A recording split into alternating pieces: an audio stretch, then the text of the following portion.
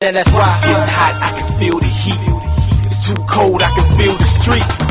I'm just trying to make it through the day, not in my head trying to feel the beat. I'm trying to feel the beat. I'm trying to feel, just wanna feel. I'm trying to feel the beat. You gotta feel the beat. I'm trying to feel the beat. I just wanna feel the beat. I'm trying to feel the beat.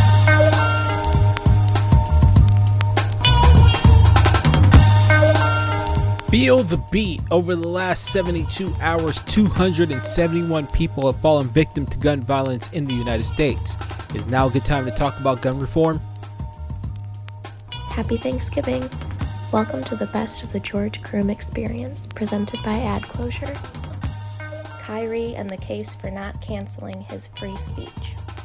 So, Kyrie Irving is an interesting case. So, whether you believe that Kyrie Irving is a good dude or not, or whatever, I'm telling you right now that Kyrie Irving, the problem with Kyrie Irving isn't necessarily Kyrie Irving in this instance. It's how we view things in America in this instance. So Kyrie has been suspended for the last 8 games. And why? Because he posted a link to a documentary on his social media. Some feel that documentary had anti-Semitic tropes in it and conjured up some things that were very anti-Semitic. But I ask you to really study the record of how we handle things in America and free speech in America, and tell me, why is it that Kyrie has been treated in this way for what he posted? And it was captionless. It wasn't like he spoke on it. It was captionless. He posted a captionless link to his social media and now has been canceled. So let's count the ways. So Donald Trump and his family have retweeted racist and factually questionable things on their social media. Not canceled. Donald Trump the former president was taken off of Twitter for a while, but many believe that was the wrong move. Many actually spoke out for him and said that was the wrong move, even though we know that things that he said were dangerous, were not factual, were sometimes borderline or to some people more or less racist. But people still spoke up for him. He was not canceled. U.S. Congresswoman Marjorie Taylor Greene has repeatedly said that members of Congress deserve to be shot. And then Nancy Pelosi, the Speaker of the House, her house was broken into, her husband was assaulted, probably off of things that people like Marjorie Taylor Greene have said about Nancy Pelosi. Not canceled. Still a member of Congress. August 17th, the Republican Party of Lawrence County in Alabama posted an image of the GOP elephant on their Facebook page in which the white spaces between the animal's legs showed the outline of Klans members in their Klan regalia. And they apologized, they took it down, but they weren't canceled. The GOP in Lawrence County in Alabama still thrives. It's still alive. The GOP nationally didn't even speak on it. Why? Well, we don't cancel anybody for speaking out against black people or Asians or even Jewish people. As long as they're Klans members or Proud Boys, we can do that. And that's totally fine. Apparently, in this instance, that's what I'm seeing. So tell me, where's the lie? A former president incites a riot on the U.S. Capitol, not canceled. A 17-year-old in Kyle Rittenhouse takes a AR-15, kills 2 people, gets exonerated, hailed as a hero to the GOP and many on the right, not canceled. Kyrie posted a link to a video and did not caption it. And because of that, people called him anti-Semitic and decided that he needed to be canceled. I'm not telling you he's right or wrong. I'm not telling you I agree with his views. I'm telling you that we need to ask ourselves, where is the lie? Because as far as I see it, as long as we live in a country where U.S. cities give permits to the Proud Boys, to the Klan, to have rallies in our cities, on our public streets, and those city governments aren't canceled, those organizations are still allowed to go out and spew their hate, as long as we allow people to do that in public, on the street, in live view, we can't cancel people like Kyrie Irving for posting things on their social media. Do the Trojans have an Achilles heel waiting in the Pac-12 championship? we have to be able to look at the fact that Lincoln Riley has bought this team from a 4-8 team just last year as a new head coach. He's the kingmaker. Lincoln Riley is the kingmaker. He's done it with QBs. He's done it with teams. At Oklahoma, he brought Oklahoma from the depths when Stoops left, and now Oklahoma is now a great team again. Was a great team before he left, and now USC is a great team now that he's there. Kingmaker, Baker Mayfield, Heisman, Kyler Murray, Heisman, Jalen Hurts, discarded by Alabama, replaced by Tua Tagovailoa, and came to Oklahoma, became a starter, had a breakout season, and is now the quarterback in the NFL of one of the best teams in the NFL. Kingmaker.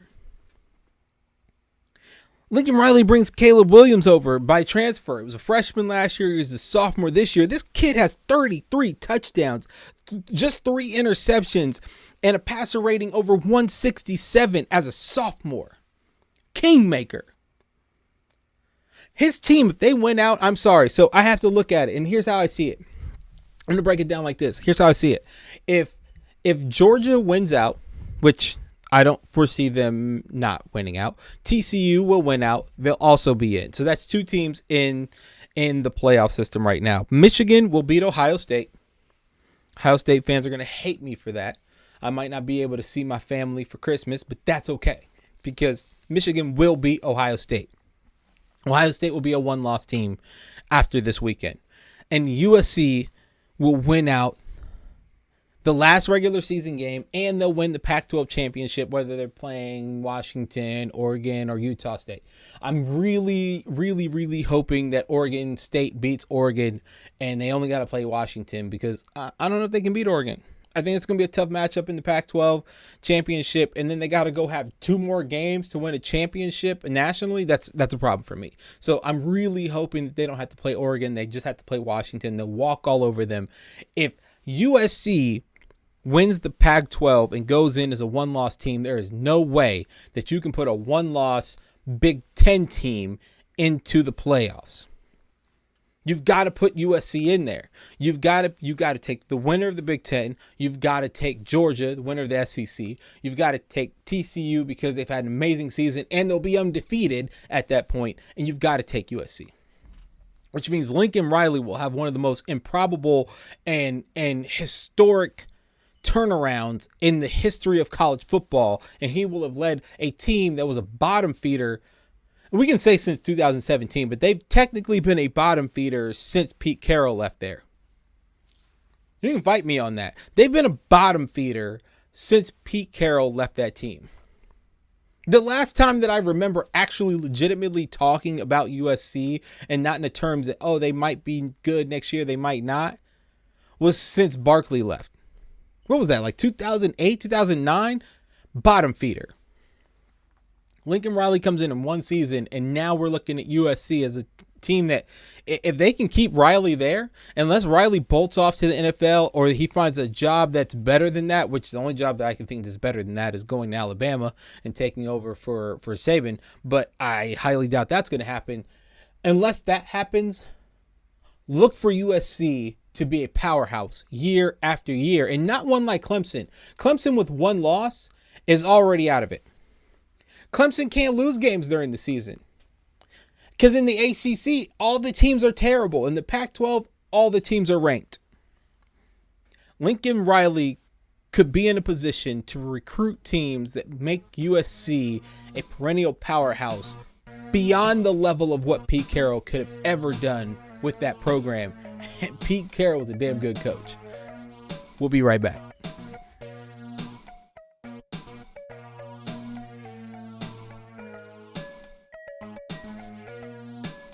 G1 Commercial is a proud sponsor of the George Croom Experience. Stay tuned because more is coming up after this break. What is an asset-based lending philosophy? An asset-based lending philosophy focuses on assets instead of income. Let me explain. A traditional mortgage requires the borrower to prove they make enough income to cover their mortgage payment and all other debts. The amount of your income used to pay your debt is limited to somewhere around 50%. This means that if your debt is greater than the maximum debt-to-income ratio, your loan is denied.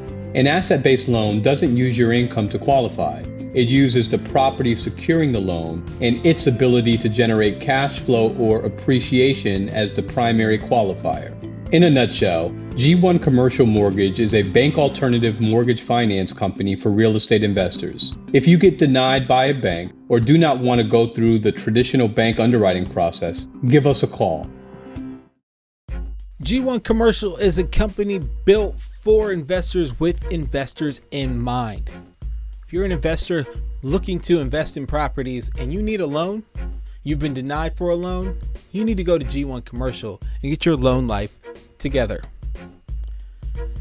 All right, welcome back to the George Croom Experience, and I am, of course, George Croom. So here we go. We're going into an interesting subject. Bring us in, Decap. Your local interstate could be a battleground you never saw coming. So for those of you that don't know what these things are, they fall off your car in a snowstorm, an ice missile. Have you ever been driving down an interstate after it snows?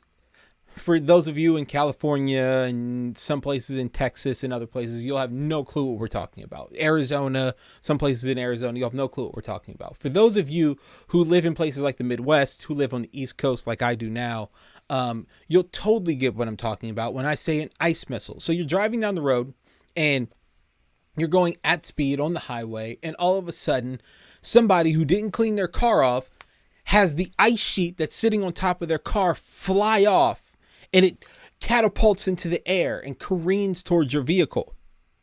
Well, you're not going to swerve. And most of the time it breaks up. I will say I've seen it a lot because been in the Midwest, been here, lots of ice, lots of snow. I grew up in Germany and I've seen it. Flies off all the time. Most of the time, they fly up in the air. It disintegrates before it gets down to your vehicle. But there's sometimes, like in Kentucky this past week, where it falls and hits a windshield and it breaks it. It's been known that people who don't clean off their roofs, there's been times when the snow and ice has flown off of people's cars and it has actually killed the driver of the car who is passing them on the highway or who's behind them. Can you imagine dying on the road because an ice sheet flies off of someone's car because they didn't clean it off? So no, I'm not starting off the real estate section of this segment. I'm not starting this off by saying, "Hey, let's talk about real estate." I'm starting it off with saying, "Hey, if you are a car owner, clean your car off if it snows or if there's ice.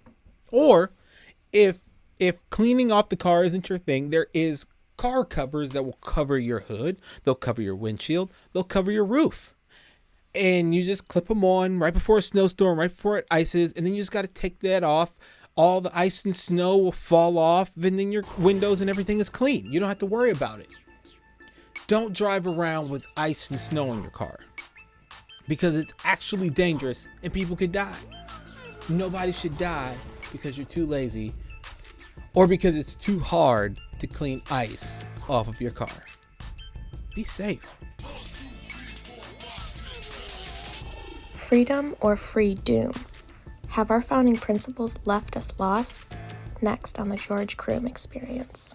Wait, shouldn't every video your team puts out draw an emotion?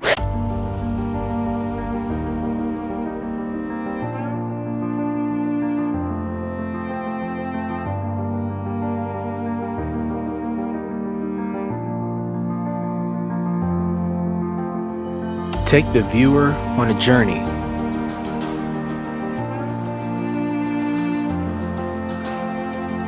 And highlight your markets as places they can live and call home.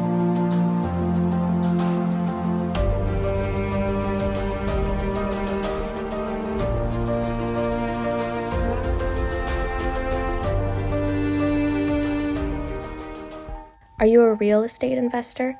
Were you denied for a loan or looking for something other than the traditional bank underwriting process? Contact G1 Commercial today at 443-944-6103. Now for more of the George Croom Experience, presented by Ad Closure. Let me start by saying the George Croom Experience will forever be in no judgment zone. Who you are is who you are. Be you at all costs and at all times. I talk about honesty, loyalty, friendships, and generational wealth on this show because those are principles I believe in and I want for you and the people around you. I don't feel threatened by others' success. I'm emboldened by it.